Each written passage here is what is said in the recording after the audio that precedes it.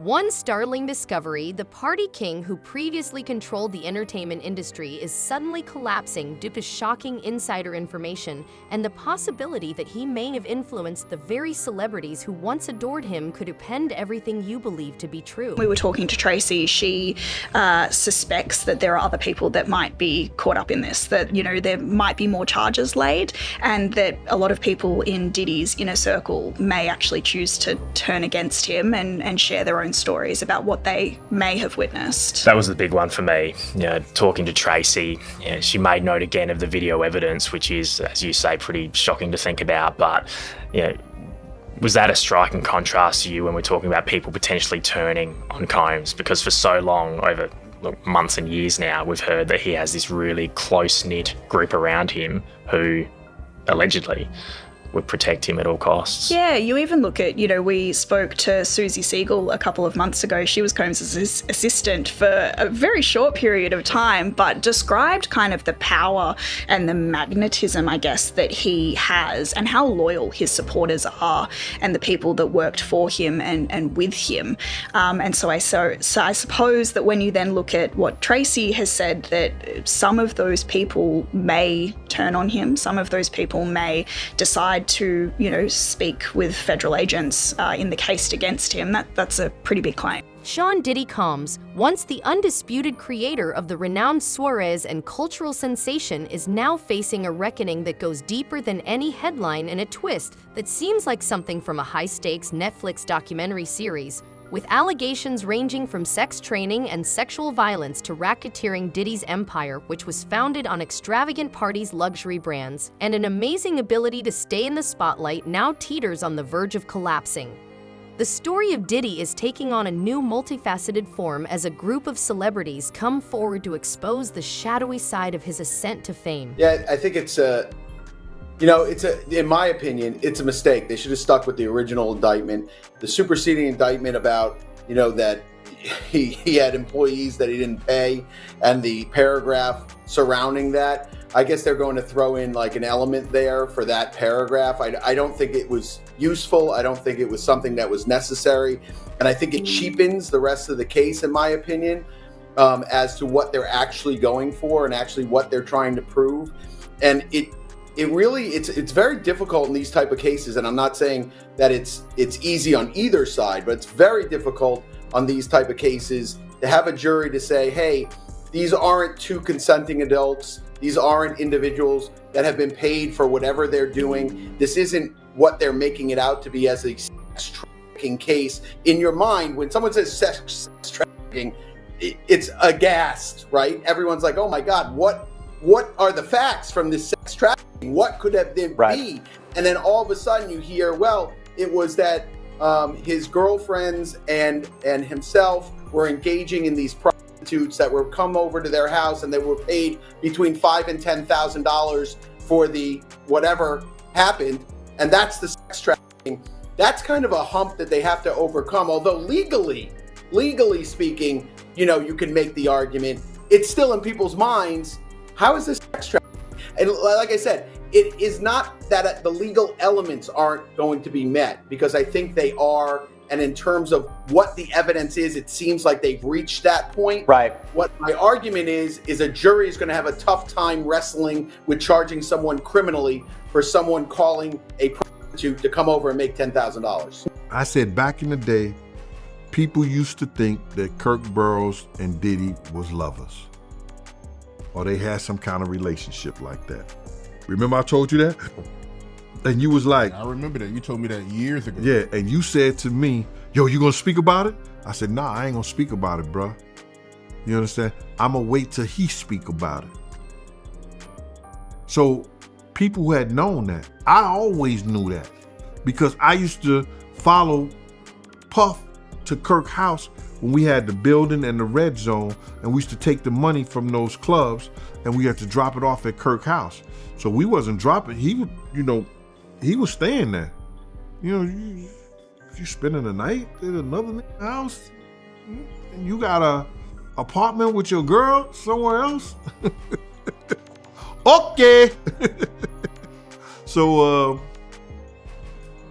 when I seen in the lawsuit there, he said that Kirk Kirk said that Puff was SAing him, sexually assaulting him, sodomizing him, doing all kind of things to him, I first thought like, but hold up, they was lovers, or they was, but that's his boss.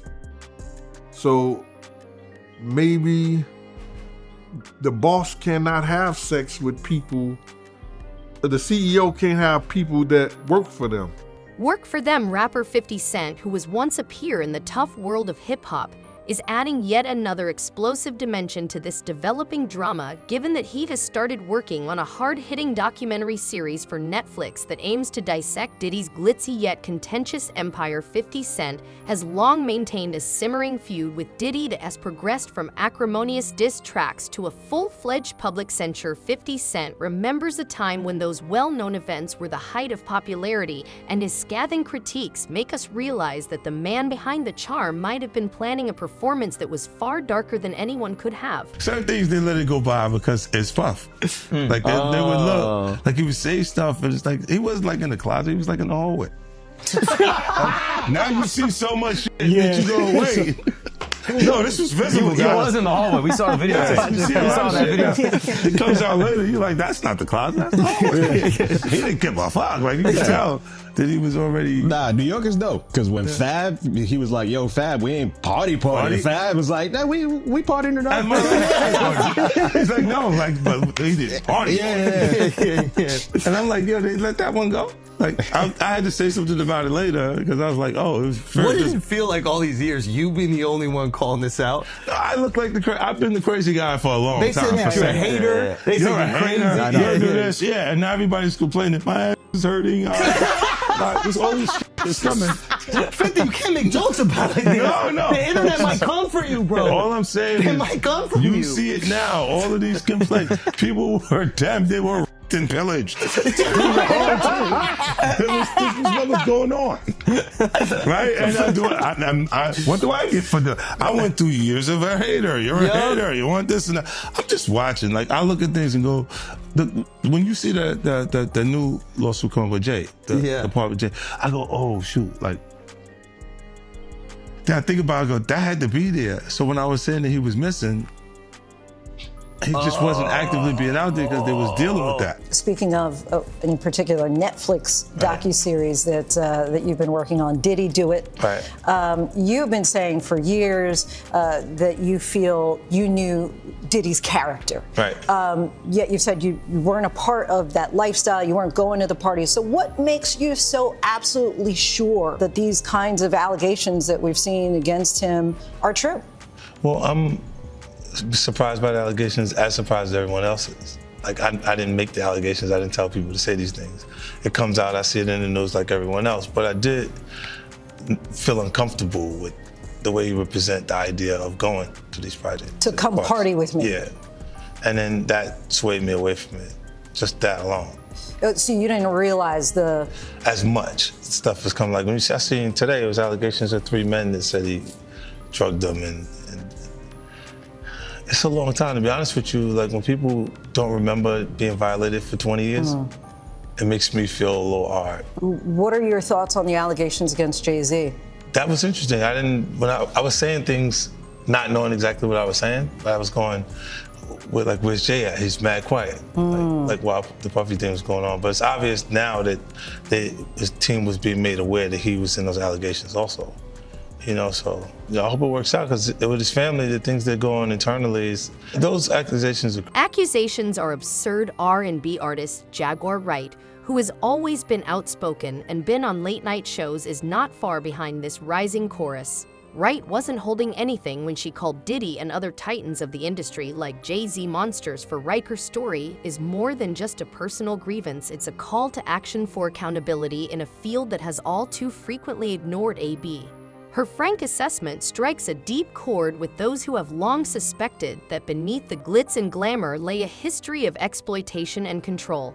Her observations bring a fierce authenticity to the story, compelling viewers to reconsider the true cost of power and the cost of celebrity. This whole situation with Diddy and everybody would not have happened if Diddy didn't put Carisha, Young Miami, out on Front Street, going to her shows, letting her talk about their relationship openly on her podcast, giving her a show.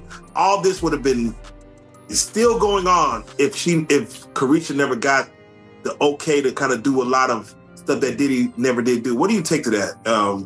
That Carisha might have sparked anger.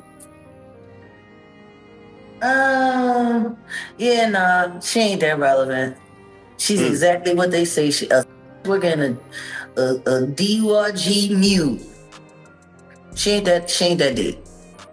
You don't think this everything that she'll testify to, she's guilty of. Wherever this goes, she's gonna be on probation for quite some time. She ain't white. They ain't gonna let her go like they let that white boy go. Do you feel is a woman scorned?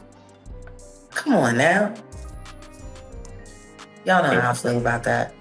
Yeah, I know that's it. I know. Whatever that woman feels, she's got the right to feel. She earned it the hard way. And it's kind of disgusting that people are still trying to find a way to slut shame her.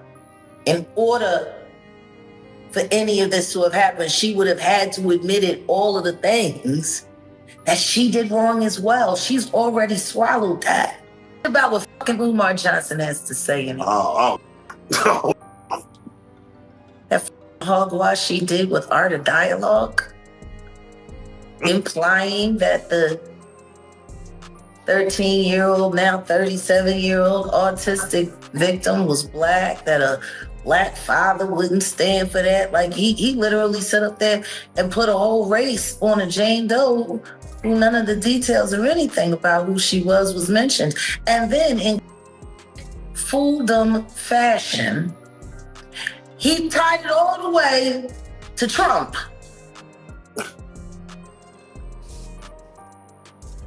Trump. So here's the lineup. They're trying to take down all the black billionaires, so when Trump gets in office, all the black billionaires will know not to help their people. And that's why all of this is happening. Because Trump is gonna make the black billionaires not help their people. So can I ask you this, Jag? Because hogwash. These niggas ain't helping their people as it is. So Jag, I got a very doing. I got a very important question. Laundering money through charities, alleged. In candid interviews, the rapper, whose early career was once derided by promises of stardom from the very mogul who claimed to launch dreams, paints a very different picture. He recalls nights as being full of broken promises and the bitter taste of betrayal. For life. Yeah, Black Rob, you know, you got Black Rob Muscle Game. You got Gangsta shit, Lil Kim Puff, Forever. Man, I wrote the songs with like Cocaine. I did the A-Ball and MJG Ride With Me. I mean, I did, you know, you do the discog, I have a whole bunch of songs. You know, a lot of people don't know they'd be like, you only did one song for Puff. Or this one song for Bad Boy. As you check the history, do the resume, I got quite a few of them. You know what I'm saying? And there's plenty more. So that's nothing. Right. So I gotta ask you, right? You being a part of Bad Boy at one point, news broke today that Diddy, he's stepping away from Revolt. How do you feel about that? And how do you feel about these lawsuits accusing Diddy of abuse? What do you think about that? You knowing Diddy, do you think he's capable of doing that, man? Do I think, yeah. There's every man possibly is capable. I think he's very capable of doing it. It's in his character. That's who he is. That's what comes with power. That's what comes with arrogance. That's what comes with, you know, what makes him, you know, power. That's just the selfishness that make you be like that, you know. But with everything that's going on, man, you're looking at they dropping them left and right. Companies are parting ways with him. All of that's happening right now because he's tarnishing his own image. What I think is just what I call is a character assassination that's going on right now. It might be a female that likes you. She naturally just like you, but he likes her, but she likes you. He's upset about that. He don't like that. The fact that she like you and don't like him. Because he done worked hard to get the money, the jewelry, the cars, the house, the pool, the everything else that he think he needs in order to make himself feel like that person, that man. And then you don't have to have none of that. And this female still likes you even more than she likes him. He hates that. So that to me, I call that a man who has a problem with real men. That's crazy, man. So he'll feel a type of way if a female wanted one of his friends and not him. Yeah, you know, he got to be the one, the shiny suit. That's why he put on the shiny suit. It's only one shiny suit. Can't be two shiny suits in the video, man. It's only one shiny. It can't be two kings under one castle. He know those words. Milk knows those words, man. Milk knows those words. Have you and Diddy ever got into it over a female? Yeah, I had this, one time.